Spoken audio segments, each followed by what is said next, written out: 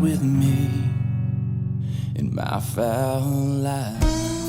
Can you believe it's already been a year since we did the first ever Wildfowl magazine annual gear issue podcast series?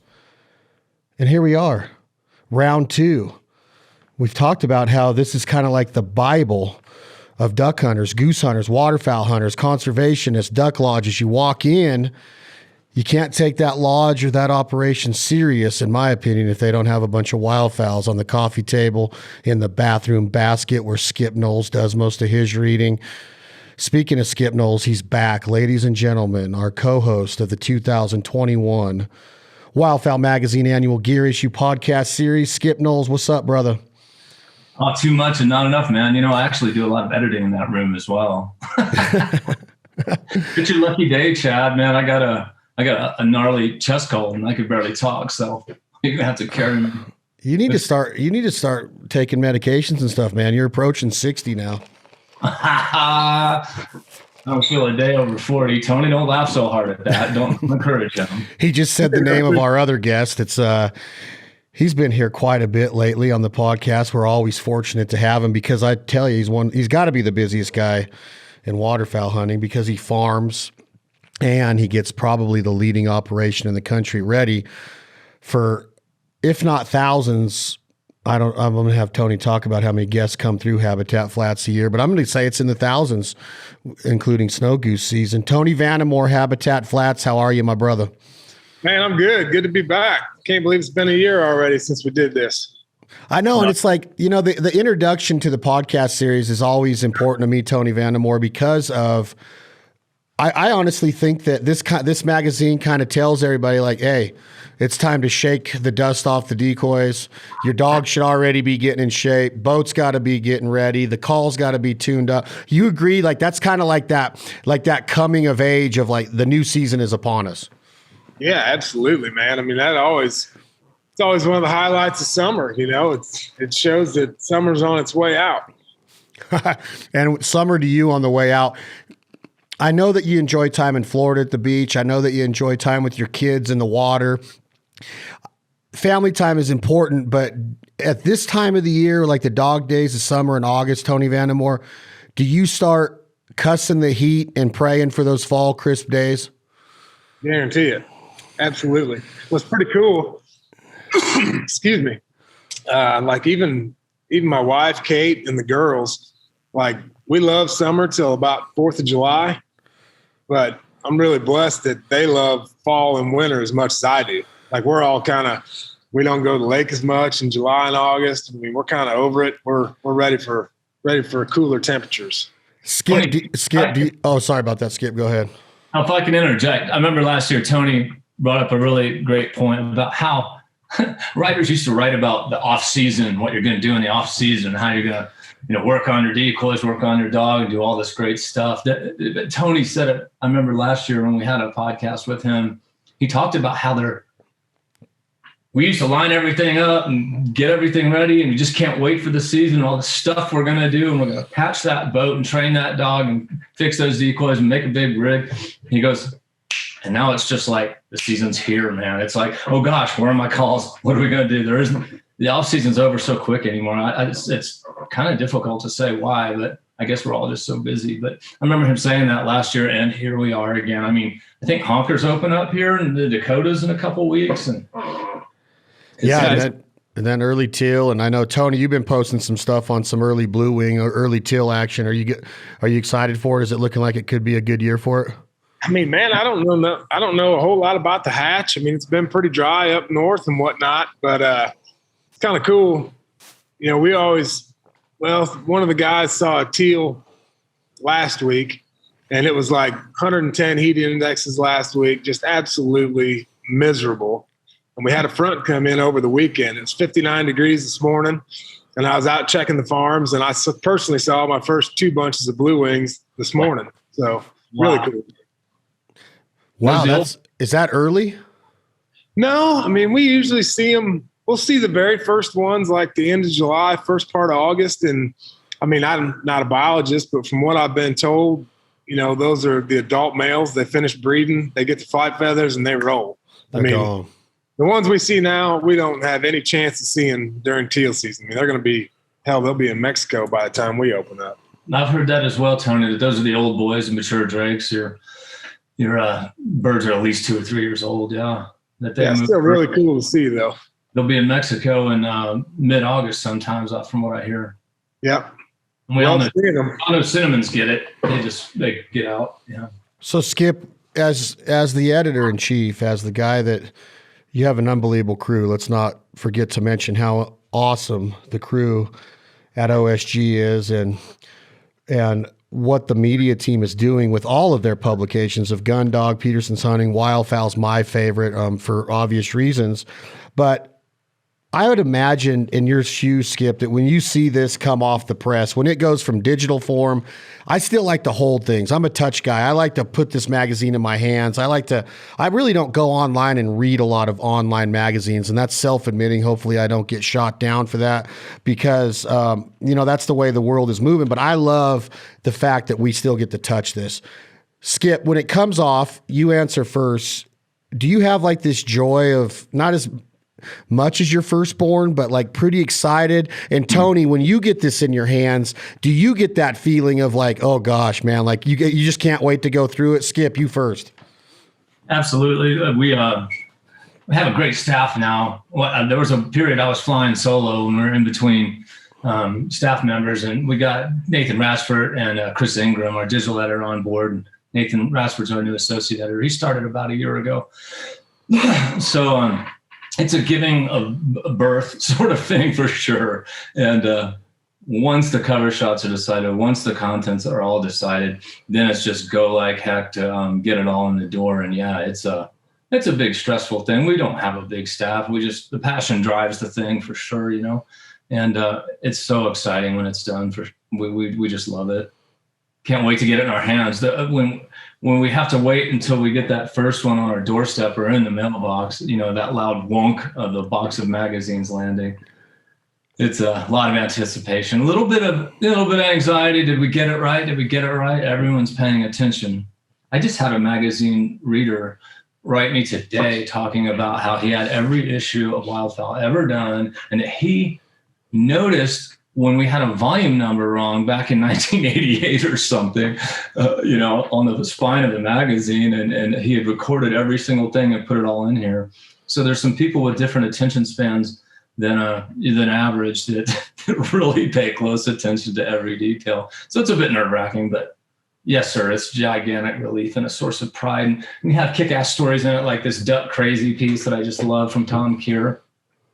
It's really exciting. Tony, we're not in it to get rich, that's for sure, Chad. None of us are. But Tony, do you get that feeling? I mean, are you reading it? You looking at the new ads? Are you seeing who's in the game, who's new to the game, what trailblazers are still in here, kicking it and being a part of the 2021 gear issue? How fired up do you get, Tony? Yeah, man, it's really cool to get that. I mean, Skip talked about that magazine that had the wrong number on it or whatever. I can about bet I've probably seen it. I mean, growing up, my uncle, I spent a lot of time with him, hunted a lot and all that.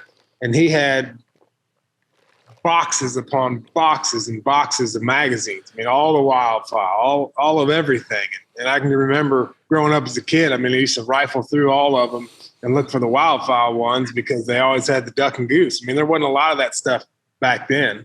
I mean, you had your outdoor lives from Field and Streams and that stuff, but you didn't get a lot of just straight duck and goose magazines. You know what I mean? And Tony, it was cool back there, and still cool. How nostalgic are you, Vandemore? Do you wish you would have kept them? Did you keep them?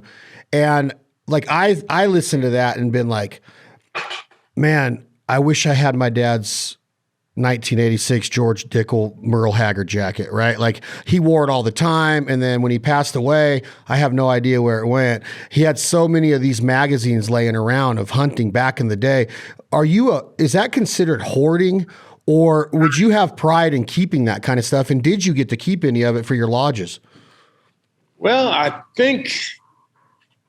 don't know. It definitely wouldn't be hoarding. I mean, luckily my uncle still got them all. So I can still look at them, but we've got like just on nostalgia. I mean, a lot of old prints and stuff from back in the day we've got in our lodges, like my grandfather's club maps and stuff like that. I mean, I think I'm very nostalgic. I mean, I still look through all my photo albums from 35 years ago and still love seeing those old pictures and good times with some of those people aren't here anymore, which really sucks. But I mean, that's why we do that. I mean, at least that's why I always took pictures when I was a kid, so I can continue to look at them in magazines and stuff the same way.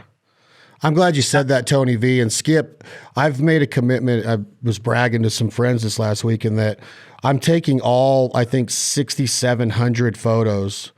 Obviously, not all of them are going to make it, but I've been sending 500 at a time to a printing service, and I'm getting them printed in 4x6 vertical and horizontals, and I'm putting together my mom's style photo albums that my mom took so much pride in. One time we had a wildfire that got really close where we had to be evacuated. The only thing my mom cared about saving besides us was her photo albums and all of the framed pictures around the house on the walls, like parents used to do so much and took so much pride in it. Skip, you're from my generation. Tony's a little bit younger than us, but Skip, are you a nostalgia guy too that does this, or am I giving you an idea of maybe it's time to start printing photos again and building these photo albums? Because since I've been doing it, everybody that comes to my house picks them up and doesn't put them down. You know what? Well, I really enjoyed that all through the 90s, growing up and becoming an editor. And I love these photo albums full of big photos of giant king salmon and, maybe that whitetail that I thought was so big before I realized how big they can get. Killed in Washington, and all these photos with friends and family and my kids when they're younger. And Tony's been in the magazine for a long, long time. We became friends, I think, a decade ago. And I walked into his house. He built a new house, I think 5 years ago. Me and my family swung by on our sojourn through Missouri, and on Tony's wall, he had this brilliant piece written by his brilliant wife called The Waterfowler's Wife, a comical, hilarious section about what it's like dealing with a neurotic, super type A, successful, maybe the most successful, waterfowl guide on earth. And she it was a hilarious story. She wrote about how it's always too windy, not windy enough, too cold, too warm, and nothing is ever right, according to Tony, when he goes to bed. And he's only happy when it's absolutely snowing like crazy. And I've been at his place when we woke up, went to bed in a nice climate, 60, 50 degrees or something like that. Wake up to just a screeching blizzard. And he's walking around just so damn happy at 4 a.m. But he's got that on his wall, that beautiful feature story. I don't know, Tony, do you have more than one now at this point? Yeah, man. There's all kinds of stuff in there. That one that Kate wrote's definitely the best one. That's hilarious. I remember when that came out. We did a 2-part series. Yeah, it's worth revisiting. But it's in a day where I don't look at enough. We have so many photos on our phone. We take so many, pictures after the hunt, before the hunt, family at the beach or whatever, a video at a concert. I don't really think people go back and relive them as much as we think we do. I know that some moms do the digital frame to where they kind of alternate out. But just like going back to my comment about touch, I've just made a commitment to it, man, because it's unreal to open these photo albums and see them. Because when you go into your phone, you're going for a certain picture. You're frustrated as heck because you haven't taken the time to put them in folders. You can't find it. And you never go back and look at these pictures enough of what you did. I've seen pictures of my daughter when she was 1 year old on my phone, and I'm like, I got to have that printed on the wall, right? And I do have pictures of my daughter on the wall, but I want them all in albums and everything to remember them because I'm never going to remember them that much on my phone. And that's what this magazine means to me, guys. That's what being able to put my hands on it and that touchy-feely feeling and that sentimental feeling. I have a sentimental attachment to waterfowl season, just like both of you do. And we're going to open up, this year with Tony Vandemore and the section on blinds. And the reason that I wanted to get Tony, Skip, you and I discussed who our guests were going to be, and Tony's always at the top of the list. And what's cool about a guy like Vandemore is that it wouldn't matter if it was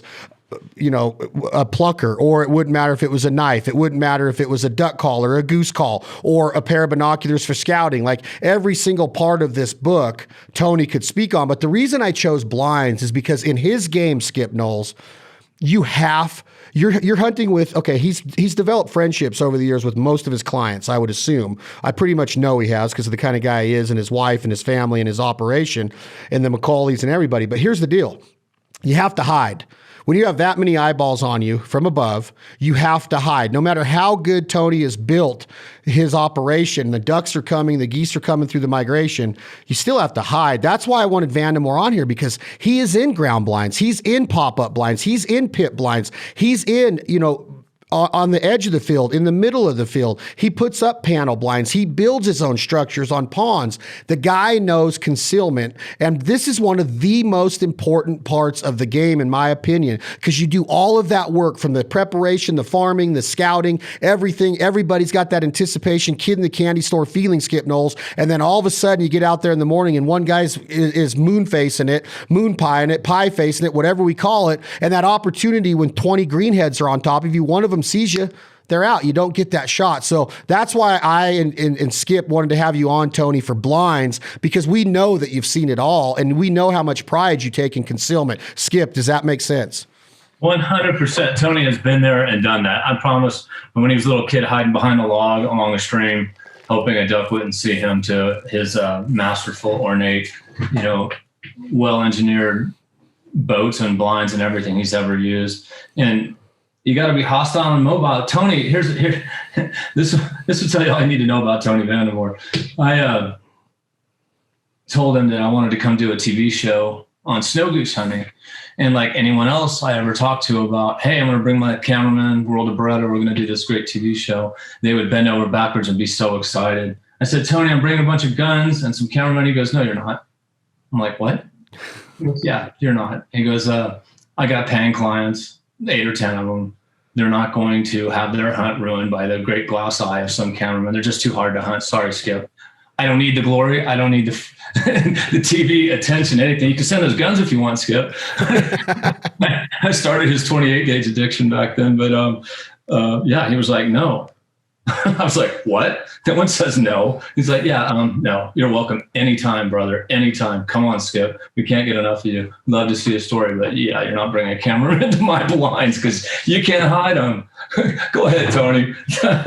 Yeah, there's some you can hide and some you can't. I mean, you know how that goes. Tony, let's just start with your favorite. You've hunted it all. You've done it all.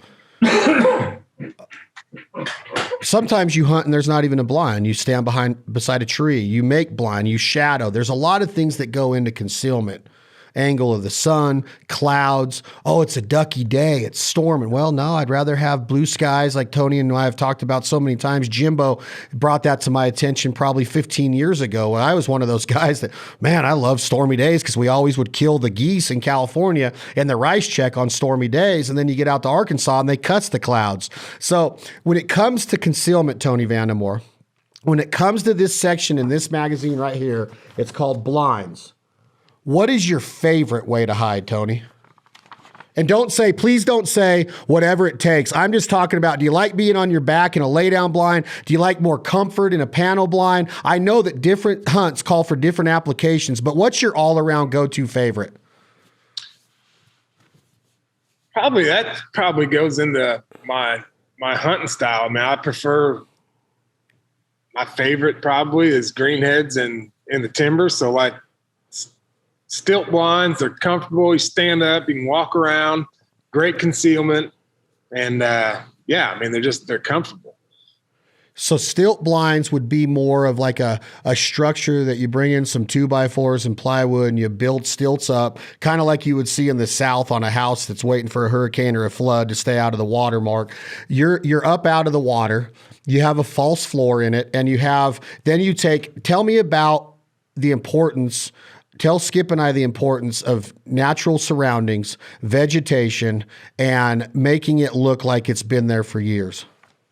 I mean, the biggest thing for us is, we'll make our stilt blinds, we make them all ourselves. And we make 16 footers that'll shoot 6 guys. And then they've got 2-foot dog boxes on each end. And then we make 24 footers. We can have 8 or 9 guys in there comfortably with dog boxes on each end. But I get a lot of people ask, hey, can you send me the plans for this? Can you can you help me out on that? And it's kind of like, well, I mean, I would be happy to, but there's nothing on paper. I mean, it's all in my head. We've built so many of them, and every one of them is going to be just a little bit different based on that available cover. So if it's, pretty short cover, real short trees, or even out in grass, I mean, it's going to be a lot lower profile than if you've got, big, tall timber behind you. Then you can build that thing tall. You can walk around in it. You can do whatever. But when it comes to concealment, probably the biggest thing that we do that I see a lot of other people do, and a lot of people that don't do it, is a lot of people will go strip that cover off there, after the year, and then they'll start fresh next year.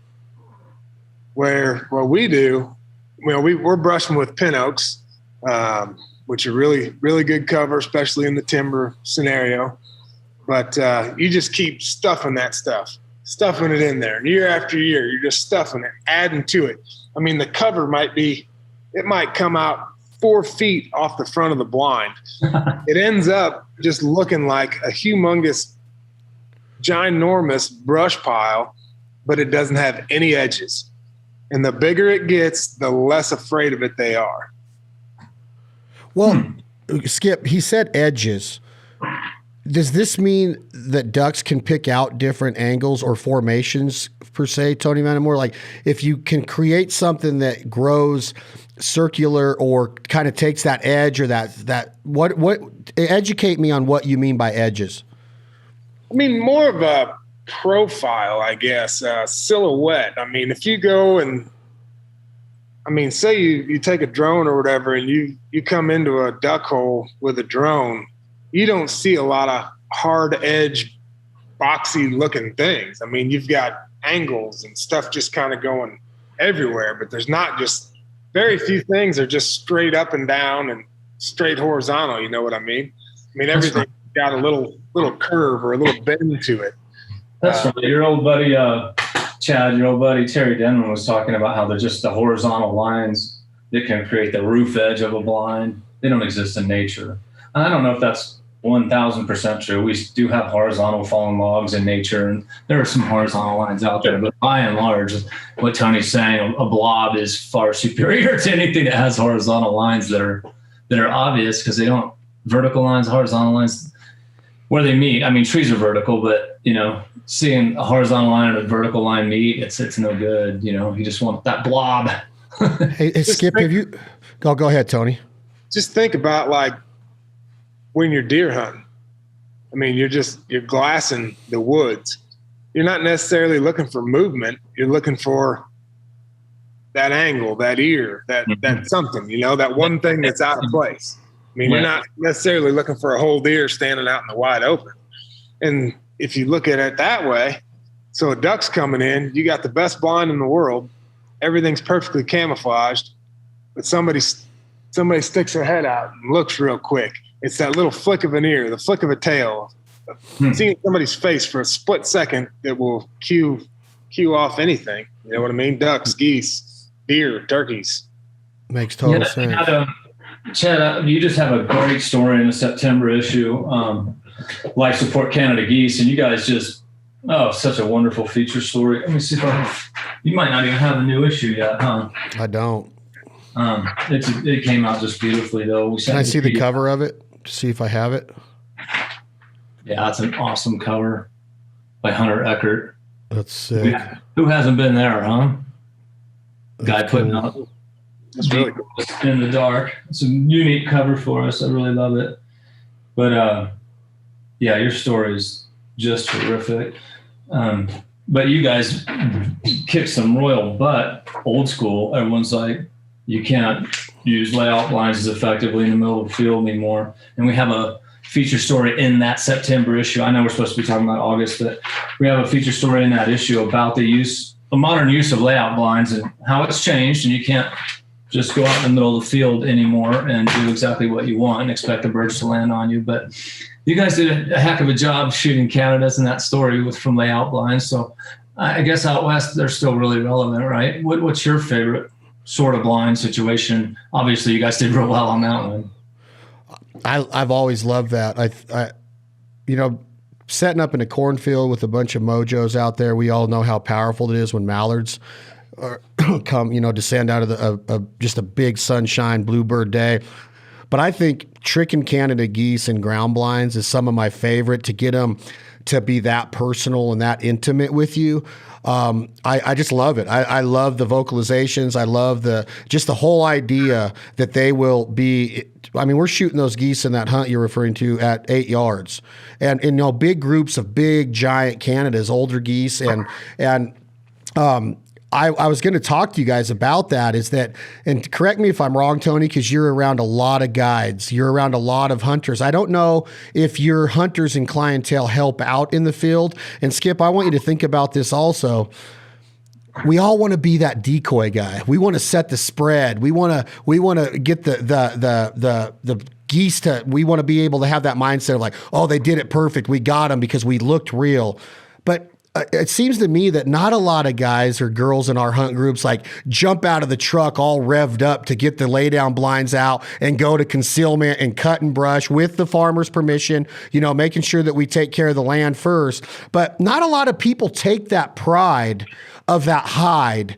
It's always, I want to set the decoys. I want to do the calling. I want to work my dog. But the most important thing that we're missing besides the day before and knowing where the X is or getting in traffic situation is that hide, Tony Vandemore. I want you to speak on this first. Why is that? Does that sound familiar to you, that nobody wants to jump out and be like, hey, I got the blinds and I'm going to make sure that you guys can't see them by the time the sun comes up? Yeah, absolutely. I mean, it's just tedious work more than anything. I mean, especially layout blinds, to do them right, it takes time. And it's not necessarily super active, I guess. For me, I personally love to do decoys just like everybody else. I want to be set because I want to have everything perfect on that front. But at the end of the day, you're probably right. We're probably looking at it wrong, because you can kill birds with decoys being a little bit off, but you're not going to kill very many if your hide's off. What is the secret? You mentioned angles, you mentioned silhouettes, you mentioned lines. Fred Zink, a mutual friend of all of us on here, taught me the importance of shadows with laydown blinds back in the days, the importance of decoy placement within the blinds, around the blinds, looker style, active walker decoys, maybe in between to break them up. Some of the biggest flocks of geese I've ever seen decoyed into a ground blind situation have been through Tony's hunts. What is the secret, Tony? Can you get away with much, or are you that guy that makes sure that Freddie was really anal? If the birds were out in front of the blinds, those decoys were going to be feeder decoys, because that shows where the food source is. Those approaching geese are going to try to get as close to that as possible. What is the secret, Tony, to getting those ground blinds hit? Let's start with ground blinds, because they're the first ones on the first page of the blind section of the 2021 Wildfowl Giant Gear issue. What's the secret, Tony Vandemore, of hiding ground blinds? For me, it's always been, taking that edge away. I mean, when we used to do it, we would have blinds, 5 feet apart, 10 feet apart, whatever. But then each one's got its own profile. And then as we kept doing it, and a lot of it will depend on, are your geese coming low? Are they staying out front? They coming low, like big honkers?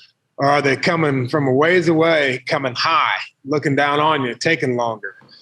But we've always had the best success doing, instead of spreading them out where you're hiding more blinds and it's harder to communicate, we basically put them door to door. It's easier to communicate, and now you're basically hiding one bigger blind. So the key for us is always filling in between the ground blinds, filling it all in level full. Oh, so, yeah. And mounting it off the back, off the front, to where basically you're just looking like a little bit of a rise in a field. There's no edge. There's no nothing. There's no individual blinds. There's no individual mounds out there. You're looking like a bigger, more even little mound out there. And you don't have any edges. You don't have shadows.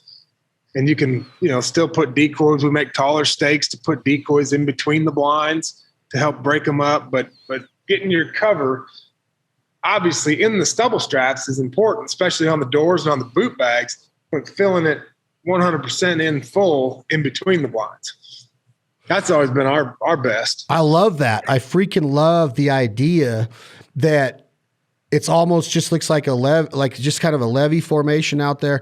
Can ducks and geese skip knolls? And all of your studies and articles and biologists that you've worked with and guides like Tony Vandemore and Habitat Flats, depth perception. Tony's talking about creating a little bit of a natural mound in your decoy spread. I assume that Tony's going to say the taller stakes are so the decoys don't disappear. Can the geese in the air tell? Skip, can they look down and say, "Whoa, that's not real. There's no geese in the world that tall. There's nothing that's going." Can they see depth? Do they have depth perception like a good baseball player that Vandemore was at one time, still probably is? But a good baseball player has to have depth perception. They got to be able to see that ball off the bat and be able to get to where it's going. Can a goose or duck see that, Skip? And does what Tony's saying does it bring like truth to what your style of hunting out of a ground blind is? More and more, as I mature as a waterfowler and I have more experiences in different states, I feel like the goal is to not have them look at you to begin with. So like we had a really killer snow goose hunt here in March and just outside Stuttgart with Dirty Bird Outfitters, and we're testing a new Browning Maxus too. And what they did, we didn't lay in the decoys. We laid 20, 30 yards off to the side off an edge. And just why would you put yourself in the decoys where all the birds are going to look straight at you because they're looking at the decoys? We got off to the side and we absolutely cleaned the sky. It was the weirdest hunt. You're going to read about it in this big December issue. But it was a strange hunt. And you know how snow geese, Tony, it's not uncommon to see 10,000, 20,000 snow geese a day on a hunt, right, Chad? But how many of them are ever even going to give you a second look? It's maybe 1% or something like that. I'm losing my voice. This hunt, we didn't have that many birds. It felt like we missed a migration. It was right after all that snow melted and that horrific ice storm that was in all over the South and this heart of the Mississippi flyway out in February. And we just hid with Dirty Bird Outfitters 20 yards off of the X deliberately. And we had so many more birds than normal finished. There weren't that many birds around. You might only see 100 or 200 a day, but they all did it. It was so weird how they all came in and got shot. But we weren't in the decoys. And another hunt I was on in Alberta, the guy who experimented made a giant arrow-shaped pattern of snow geese, straggling down the hill. Snow geese decoys, probably a quarter mile worth of decoys. And then we just hit off to the side of the point, like 30 yards instead of in the decoys. Traditionally, we'd have been at the point of the arrow, right? Where they're going to finish because you know how they hop each other and everything. And we were off to the side and absolutely caned them. So I'm thinking more and more I've had an outrageous time. You sent me on a hunt in Stuttgart once with Tyler Jordan and everyone, where we all got all in white and laid down right in the decoys with taller silhouettes all around us. And it was, I think we limited on specs for a group of 12 people in 35 minutes or something. It was wildly successful. And we finished 2 flocks of snow geese too. So I'm just kind of back and forth about whether you want to be in the decoys or not. If you guys have any input there. Tony, would you ever do this to let your clients experience the actual harvest part, or does this take away the intimacy of the hunt? Talk to me a little bit, Tony Vandemore, on Skip's comments of hiding outside of the actual decoy spread. I think it all depends on the situation. I mean, we do exactly what Skip's talking about a lot, especially down there hunting snows. We're hunting a lot of A-frames where there's wells and pivots and dikes and everything down there. I mean, there's big looking stuff in a lot of the fields. And when we're getting away with hunting with A-frames and stuff like that and staying out of the decoys, we're typically running smaller decoys. So it's smaller decoy spreads. So it's a little bit dependent on what we can get away with decoy wise. It's muddy down there and a lot of times you can't pack in 1,000 full bodies or whatever, but you can have a hell of a hunt with 300 of them, but 300 of them isn't hardly enough to be able to hide 7 or 8 guys laying in them. So in those situations, we like to get outside the decoys like Skip was talking about. Tony, let me interrupt real quick, Chad. Sorry. I really want really want to learn something here today. And Tony, when do you, A-frames seem so obvious, right, Chad? They stick out. They look like a bale of hay or something. But they've come back and they're doing really well in lots of circumstances. I used to just think only Canadians could get away with them, but we're doing well. Tony, what's a good time, or Chad, I don't know if you're using them there in California a lot or not last year. When do you guys go, okay, I can get away with a very comfortable sitting upright A-frame blind today? When is it going to work? Because we'd always rather hunt in them. Yeah, I mean, just every situation's different. I mean, obviously up in Canada, I mean, heck, that's all we use anymore, A-frames, backed up to the cattails or whatever, but we use them a heck of a lot in the States anymore too, for everything, for ducks, Canadas, snows. It's correct me if I'm wrong on this, Tony, but there's something about Nebraska and Kansas that the lessers will decoy to an edge like crazy which blows my mind on this part. I'm talking 30-foot trees in long rows of where these fields have come in there and been cut out, kind of like you see in all agriculture land. You do that in Colorado, you're not getting them. You got to be at a pit almost out with a good decoy spread. You go into Kansas with, let's say, 15, 20 dozen lesser decoys or honker decoys. They'll decoy like 5 yards from that tree line. And we got 6, 7, 8 guns, 9 guns in panel blinds with heaters and coolers and seats. And I mean, we're just in there like, it's like a day at the lake almost. Have you seen this, Tony? Oh yeah, absolutely. I mean, it's kind of crazy. We've always look for ways to get out in the middle of the field. And that's, why ground blinds were created. But I think there's, in certain situations, you can definitely get away with an A-frame and they work really well. I think it's a little bit more important on the decoy setting side, as far as to get them in range, because you're giving up a lot of times, 10 to 15, 20 yards before you even get to the decoy spread. But I do like being off of them sometimes. I still prefer, especially from a guidance standpoint, laying in the decoys when you can get away with it, because you're laying in the decoys, the wind's behind you, those birds are coming right at you. And guys are shooting, and they're easy shots, second, third, fourth, fifth. Everything, all those shots are a lot easier than when we're setting up, down in Arkansas in an A-frame for a cross shoot. The birds are, coming left to right, and they're funneling in, and they're 25, 30 yards in front of you, and they're filling it up. And then if you get a big wind, wow, they're first shot, they're blazing out of there super fast. I think guys shoot a lot better when they're coming dead on than the crossing game. Plus, it's a lot more. Right. It's a lot more vitals in the goose's body or the duck's body to get a clean, ethical, harvestable shot, right? No, but I've seen some massive rain outside of both. So yeah, I have they're too. both worth doing. They're worth having in the arsenal for sure. Let me ask you this about panel blinds. Can you or have you ever, either one of you, because Skip lives in the land of cornfields, Tony lives in the land of cornfields, would you ever feel comfortable with a panel blind or an A-frame out in the middle of a cornfield? Again, concealment, blinding it, natural vegetation, corn stalks.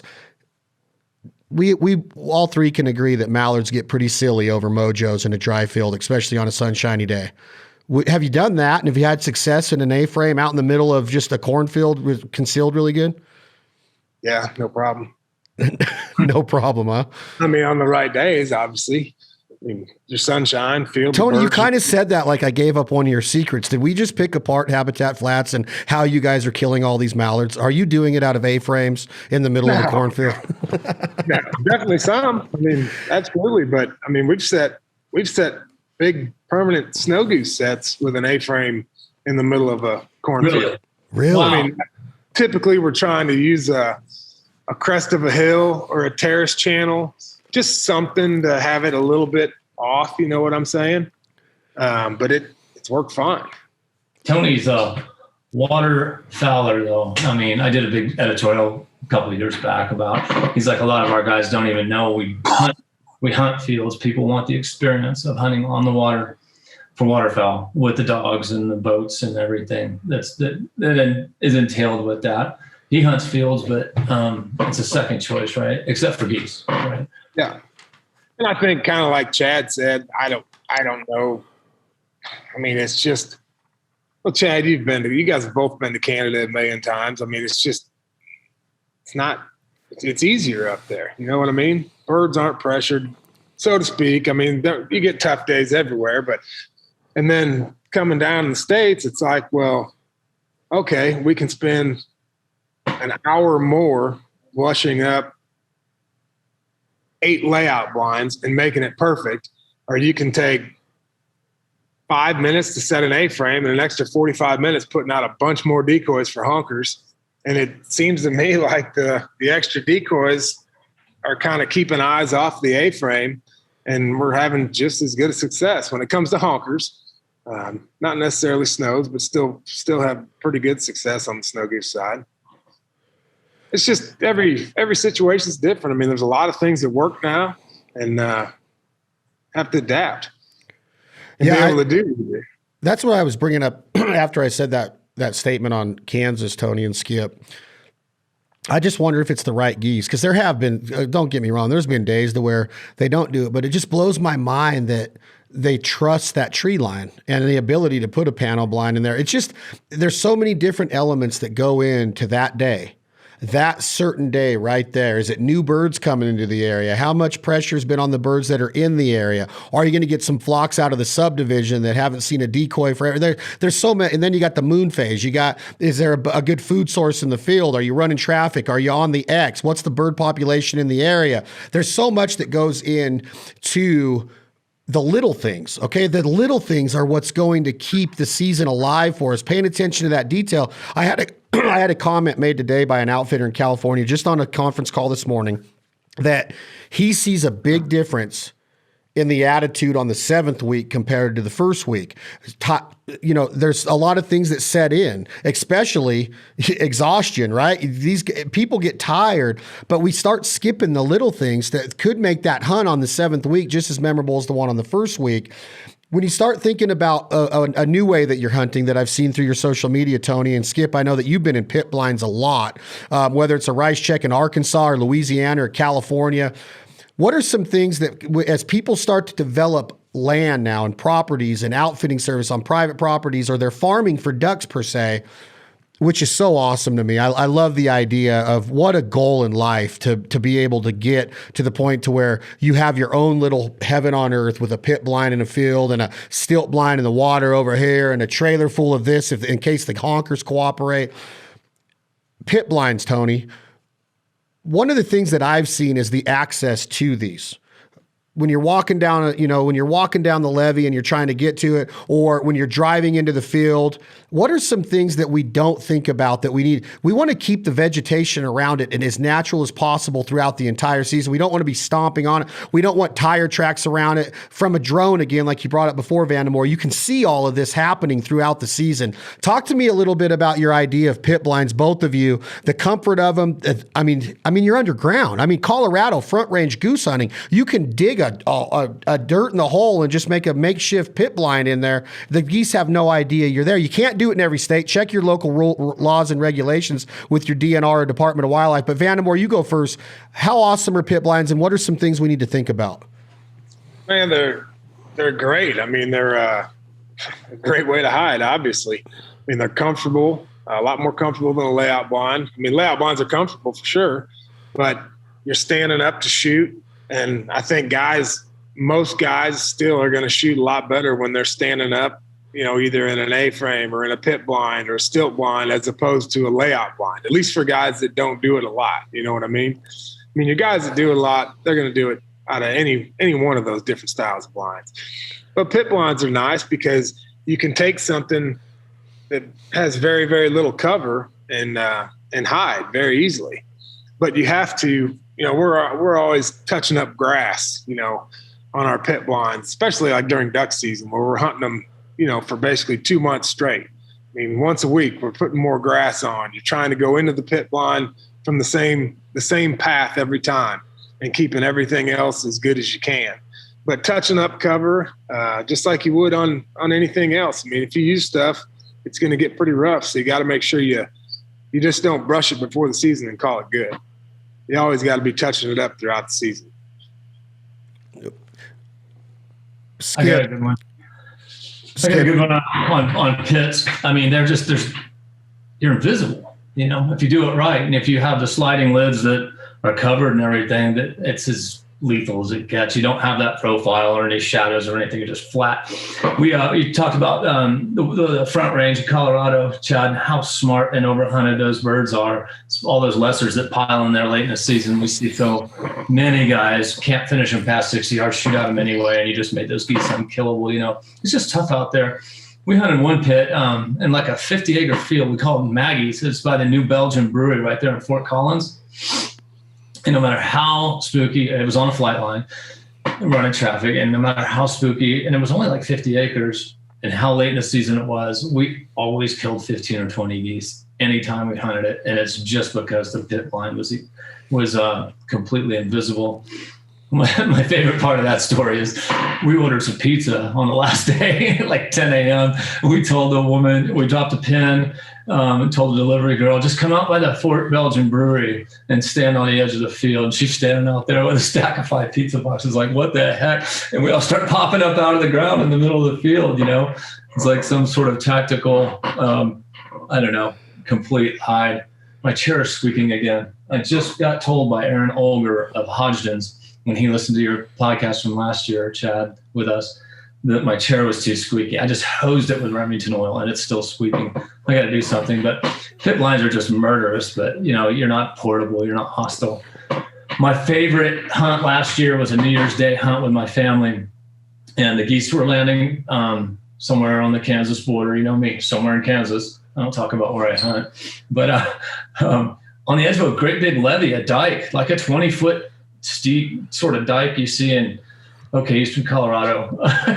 And we had these really aggressive, super strong young men with us. They had like 25-year-old Vandemores, right? They got shovels and they hacked out an L-shaped wedge right in the wall of the dike where we could all stand. And then we just covered in sagebrush and hid and put out, a couple hundred honker decoys, and it was brutal. They swung around in from the back with the sun in their eyes and just did it. And we limited, 10 guys in probably 35 minutes right on the edge of town. It was just amazing. But that was like an impromptu pit. I don't know. Most pits are big and fancy like the ones in Wildfowl. They're an investment and they're not portable, but it's worth remembering you could dig a pit and hunt.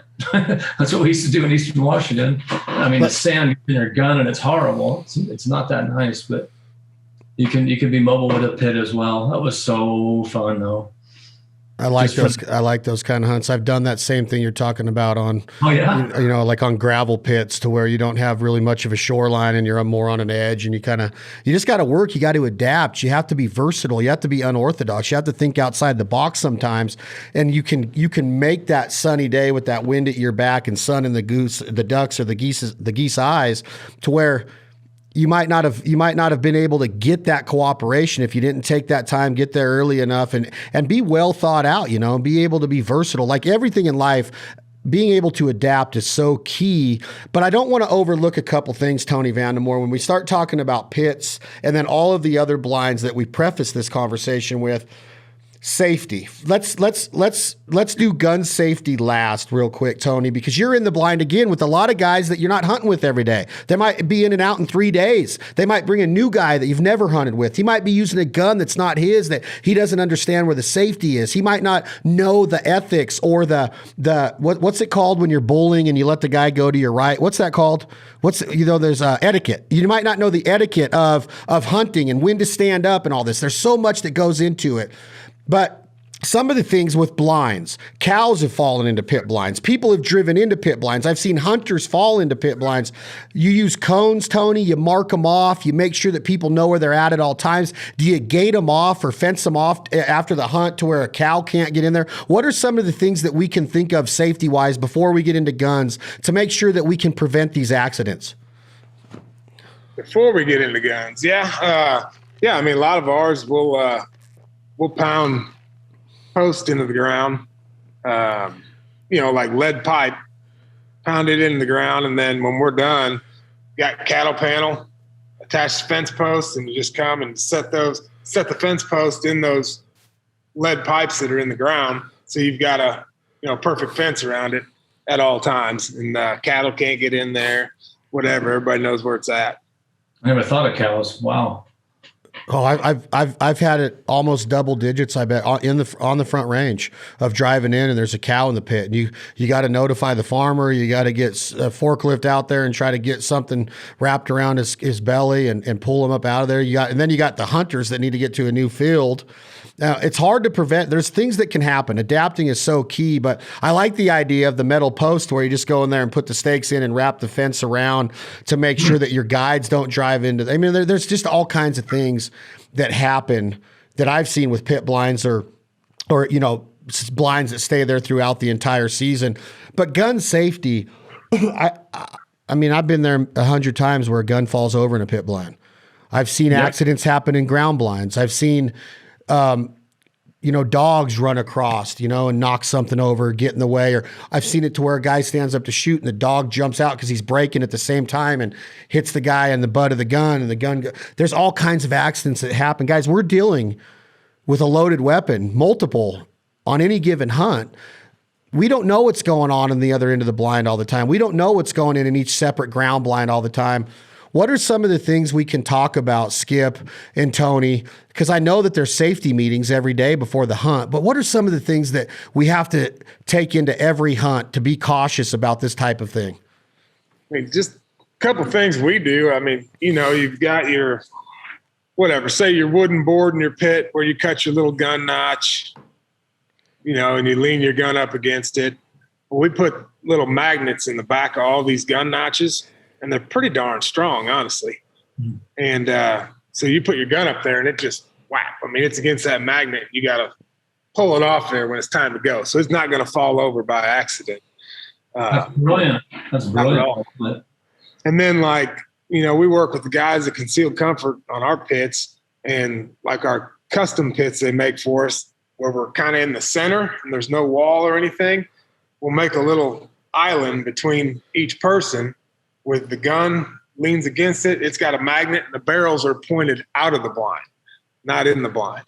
And we don't let guys load guns in the pit. They got to have their barrel up out of the pit to load the gun, that sort of thing. And we cut everything.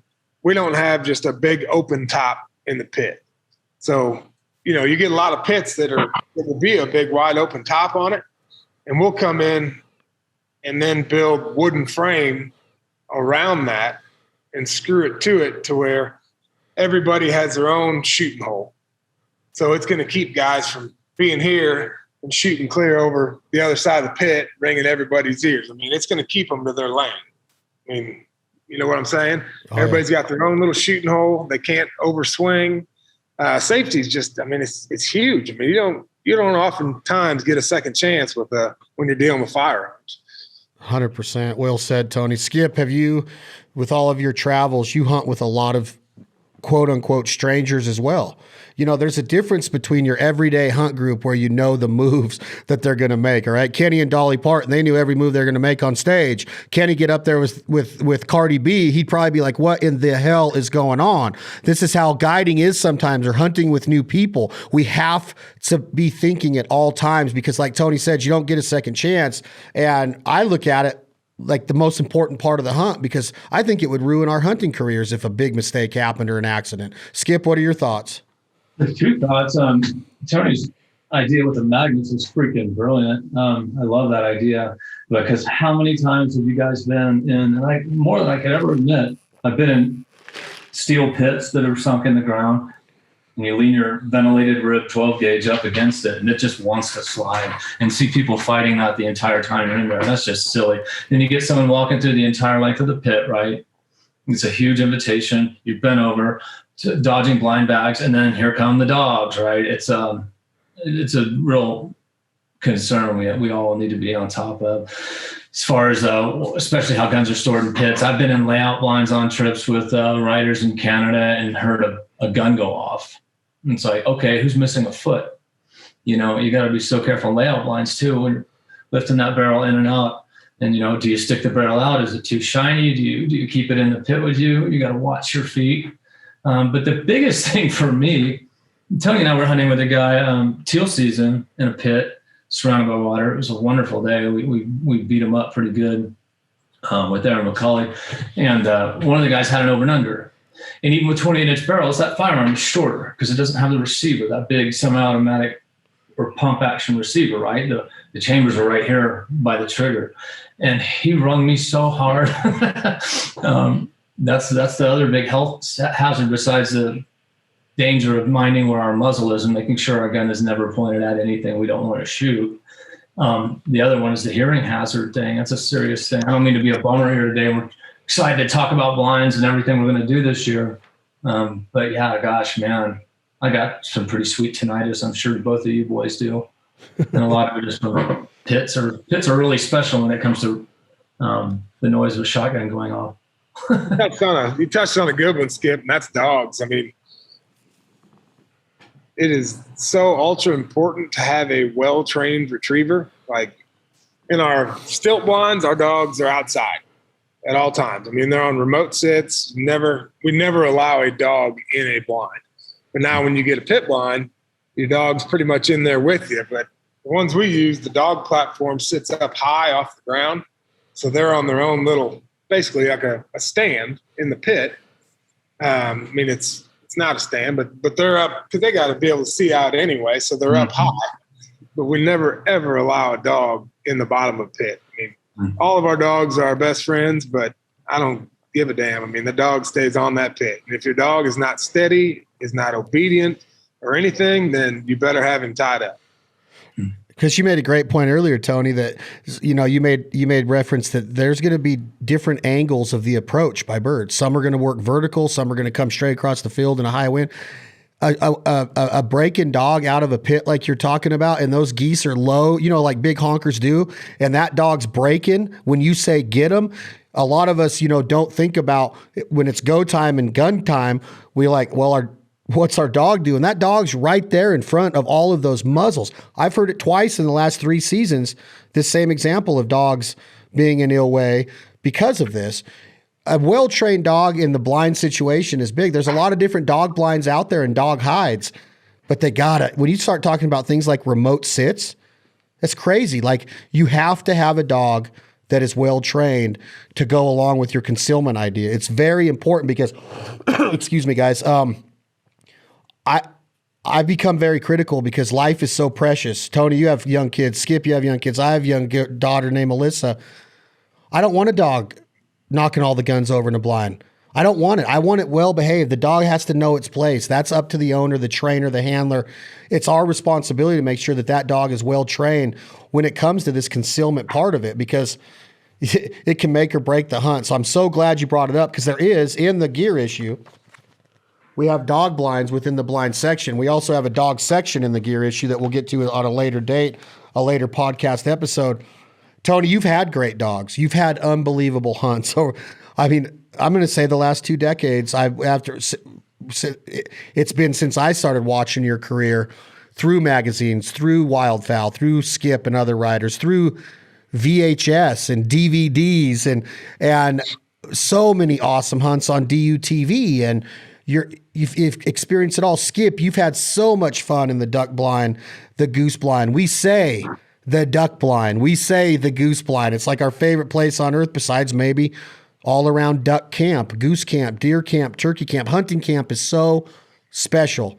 But the blind is unbelievable for camaraderie, friendships, instruction, teaching your sons and your daughters and your nieces and your nephews, or your girlfriend or your wife or your boyfriend, and a girl's getting her husband into this. The blind is such a special, special place. Okay. It's sentimental to be in that blind. We don't take it for granted. We're blessed to be able to be in a duck blind. That's the way that I look at this. So talking about it with 2 guys that have been in a lot of duck blinds, a lot of goose blinds, a lot of different situations, it's awesome. This section of this magazine is more than just pictures and what's new to the market. And there's a lot of great innovation out there. Manufacturing is at its all-time best right now. Design and innovation is so key right now. But I want to end this, guys, by how special this is. It's the freaking duck blind, man. It's different than having your back up against the tree waiting for a gobbler to fan out. Okay, it's different than being in a box blind and waiting for a 140-inch whitetail to walk out into bow range. It's different because the camaraderie, the cooking of the bacon, the biscuits and gravy, the joking, the ribbon, and then all of a sudden your dog's eyes go up and then you're like, oh, time to look up, quiet for a minute, but we're going to go right back to camaraderie once we're safe and sound. How special is it to you, Tony Vandemore, to be in a duck blind? Think about it every day. It's the best cup of coffee you're ever going to have. Oh, I like that. Skip, how special is the duck blind, goose blind? Yeah, I played a little football, played a little rugby, wrestled, ran a little track in high school, and mostly hunted and was gone all the time. I was not on the level that you guys were with sports, but I've always been intrigued and fascinated by how baseball players gravitate to waterfowling. And I don't know if it was you, Chad. I don't think it was. I think it was one of the dive bomb guys. Sure enough, 2 or 3 of those guys have been baseball players. There's so many baseball players in waterfowling. And everyone's like, well, it's the camaraderie. It's the wing shooting connection. It's the way your computer works. If you can hit a fastball, you can hit a flying teal at 70 miles an hour. There's a connection there, the way your computers work. You guys just tend to be great shots. But one of them goes, no, man, it's the dugout. That's right. The blind is the dugout. It is. It also works with their seasons, right? It's a spring season and a fall season. But yeah, I wish I'd ever played baseball, but I never got to be in a dugout. But I think that's as close as I'll ever come, Chad. And you and Tony can speak to that for sure. The dugout mentality. It is. You've never been in a dugout that was quiet. I can promise you that. And there's sunflower seeds all over the place, and there's joking going on. There's bubble gum being blown up and the bubble being put on somebody's hat. Max Scherzer just got traded from the Nationals to the Los Angeles Dodgers, and there's a video out there of how he walks into the dugout after he landed in Phoenix to play the Diamondbacks, and he kind of goes up and taps Turner on the ass, and Turner's, it could be anybody. He turns around, he's like, holy shit, it's Max Scherzer, right? Like, it's that quick. It happened that fast, and they've been opponents. They've competed against each other for years. And then all of a sudden, Turner turns around and sees Max Scherzer, and he just high fives him and hugs him. Like, last week you struck me out on 3 pitches, and now I'm hugging you. And that's what the duck blind is all about. Is like, last week you were building the decoy that competed with my decoy, or you're a different call manufacturer, but you get in the duck blind. It's the best way to become friends. It's different than a round of golf. It's different than a lot of things in the world, in my opinion. And I think that analogy of the dugout is so key, because it's where friendships can be formed. It's where friendships come back to life. You might not see your buddy. Tony, you have clients that you haven't seen in 1 year. They come back, and all of a sudden it's like, how's your family? How's Tony doing? How's your mom? Blah, blah, blah, blah, blah. And you're just catching up so fast, because it's that mentality. It's just the greatest freaking thing on earth, I'm telling you. And Tony, for you to have a family business that you get to do it every day of the season and see the food and the culinary aspect and the memories being made and the stories being told and the looks on your kids' faces. And you, by the way, some of your turkey stuff this spring was freaking badass with the turkey calling and the kids. But Skip, you're lucky because you get to go around and visit so many different people and places, old friends, new manufacturers, trailblazers, the late great Tim Ground. Skip, you knew Tim. Tony, you knew Tim. There's so much that goes into this lifestyle of being in that blind. And that's why I wanted to do this episode on this section of the 2021 Wildfowl Giant Gear issue with Tony. Skip is because he's been there, done that. And the duck blind is such a special place. We have to hide it. We have to conceal it. We have to think outside the box. We have to adapt. We have to think safety first, not just for the hunters, but for the dogs, like Tony Vandemore brought up. Then we can go on to the nostalgia, the sentiment, the freaking stories and the memories, the camaraderie, the friendships. This is awesome, guys. This is unbelievable that it's almost duck season. I'm getting goosebumps. Again, no pun intended. I know that Skip was about to say that, but thank you guys so much, because it's special for me to get on here with you, and it's going to be even more special in November when I'm in that duck blind with you, Vandemore. Skip, we'll be together, hopefully after some California specs, the duck and the goose blind. Guys, thank you very much. Thanks so much, Tony. It's so good to see you, man. And I got to just add, you haven't aged at all in the 10 years I've known you, and I attribute a lot of it to this duck hunting lifestyle that you say, if you're doing what you love, then you're never working. I think that it shows on your face and in your attitude towards things. You're always a happy, laid back guy, though very intense when it comes to the hunt. But I can't wait. Chad, thank you for hosting us. I can't wait to get my shot at being in a dugout again, since I never played baseball. It's going to be really exciting. I look at that photo on the wall behind you with those giant honkers all angel winged out and then finishing all buckled up, or gorillaed up, as my friends say. And gosh, man, to be elbow to elbow with someone that you like and can hang out with when that is happening, it's just there's nothing like it in sports. So that's Kansas on an edge with 30-foot trees above us and a panel blind, and those lessers are doing it just like that. You're dead on about the Kansas Colorado thing. Not Northern Colorado and the lessers, they hate edges, but yeah, over around the Kansas area, you're right. Like that Dyke Levy hunt I was talking about, they'll do it. It's different. I guess I'm just pressure. Tony, take us out. Give us some Habitat Flats words of wisdom. Take us out for the 2021-2022 duck and goose season and the annual giant wildfowl gear issue that you will find in every nook and cranny at the Habitat Flats Lodge in Missouri, Arkansas, Saskatchewan. The brand continues to grow. The innovation of Tony and his partners is undeniable. Book your hunt with Habitat Flats. Get your gear issue. Tony Vandemore, take us out of our blind podcast. We're almost there, boys. The wait's almost over. See, we're going to get back in that dugout like Skip said. I love it. I can't wait to be with you. This is going to be the best seasons of our lives, guys. That's always my outlook going on. Nothing surprises me. I love it all. The bad days, the hard days. It makes those good days that much cooler and that much more memorable. And I'm going to end it by saying this. If anybody has the ability to get somebody new into this, do it. Get them in the duck blind. Get new blood into this. Safari Club International, California Waterfowl, Ducks Unlimited, Delta Waterfowl. Join conservation efforts. Respect the resource. Have compassion for the animals. Elbow grease, sweat equity. We all believe in it, but do we all put our money where our mouth is? I know Tony does, because he's making dinner and lunch and breakfast for ducks coming down the flyway and going back up the flyway to breed like there's no tomorrow. I know Skip does, because he's educating new hunters, old hunters, trailblazers, men, women, kids, through his efforts, his crew's effort at Wildfowl and Intermedia and OSG Wildfowl. He's educating. Let's do our part to let this heritage, this culture, this blessing. We're not entitled to this lifestyle of being an American hunter. It's a blessing. It's a privilege.